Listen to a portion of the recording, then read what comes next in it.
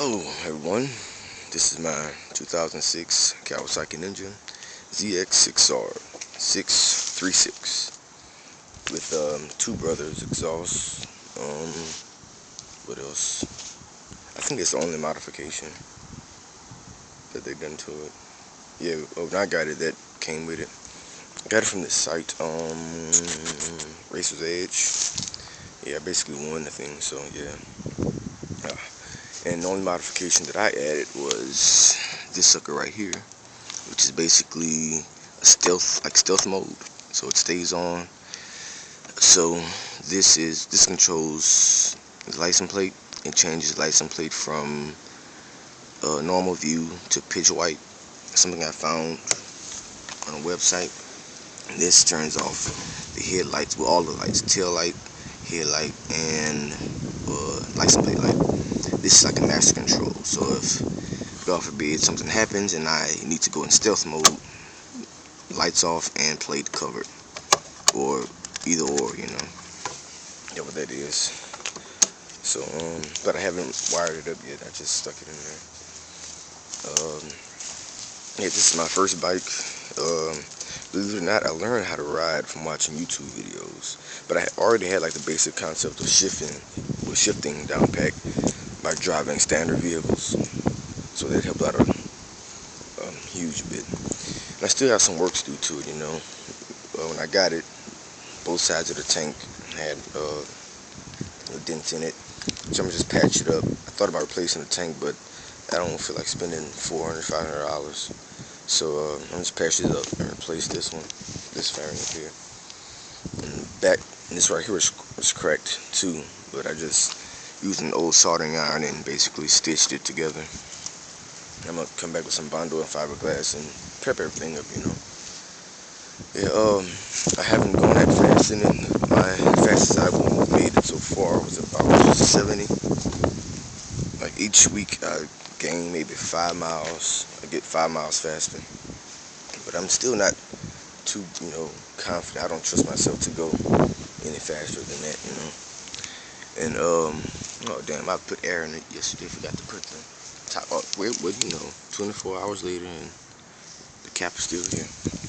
But yeah, like I said, I don't really trust myself to go, that fast, Well, just yet. When I got it, the stator cover on the other side was cracked. I don't know if it's stator cover or stator cover, but to me it looks like stator cover. But that was cracked, so I had to replace it. And they said that it had dents and dings on both sides of the bike. But when I got it, it was in way worse condition. The battery was dead. Like I mentioned, the stator cover over here was cracked, so I had to replace it along with the gasket. This piece was missing. The mirrors were missing. Had a crack. Had cracks all over the place. It was a mess. And I just ordered this seat cowl. That's the reason why it's different from this. That's why it's the glossy black. But it seems like a lot of people are having trouble with these things. Like putting them on, it doesn't fit perfectly. You can see they got a slight gap in between it, but it doesn't fit perfectly. You have to add washers to the bottom of it. Let me grab my key so I could show you what I'm talking about. Oh, I guess you would call this a modification I've done was added this alarm system. It's supposed to be a remote start, but it doesn't have a relay to start the bike, so you can't use your the primer, whatever it is, when you put your key in and turn it on. The fuel injectors, yeah, you can't prime it, whatever you call it. Anyway, but let me show you what I'm talking about. The seat cowl.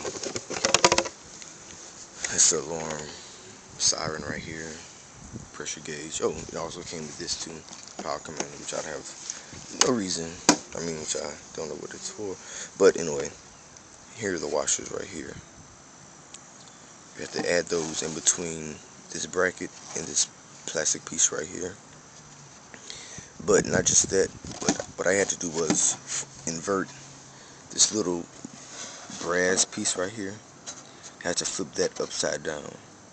because the thread from the bolt of the screw wasn't catching, so I had to flip it over for it to catch. Yeah, but for the most part, that's about it. Like I said, I don't know too much about these things, so any advice, any suggestions, would be highly appreciated. And, oh, by the way, this is a Walmart paint job. I'm looking at about a $5 paint job. Just got a couple of cans of primer, a few sheets of sandpaper, and some black spray paint, 98-cent spray paint from Walmart. Went to town. I took all the pieces off and went to town. But anyway, I had it parked, and I came back one day within a 2-hour period, and the bike was on the left-hand side over at my apartment. So I'm like, man, what the hell? So I just ordered these mirrors and this front fairing, and they broke this and cracked this. Thought about purchasing another one, but the cheapest one I could find is like $100, and I'm not about to do that.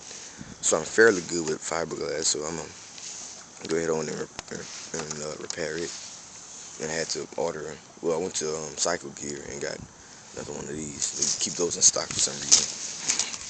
Not just that, but if I could take it out, I guess you could see it from right here.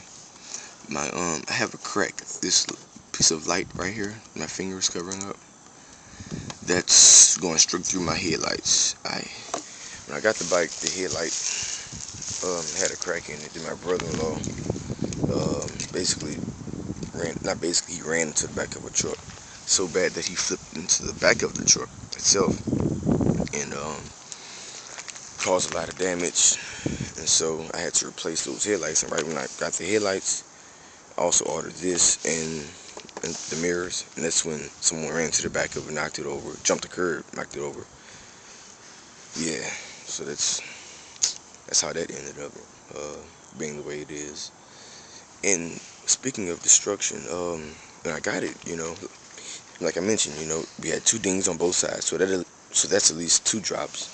Then this tail, then the muffler back here, scraped up. That's at least 3. So it had a minimum of 3 drops, or falls, lay downs, whatever you want to call them, and the thing still runs, freaking awesome, man.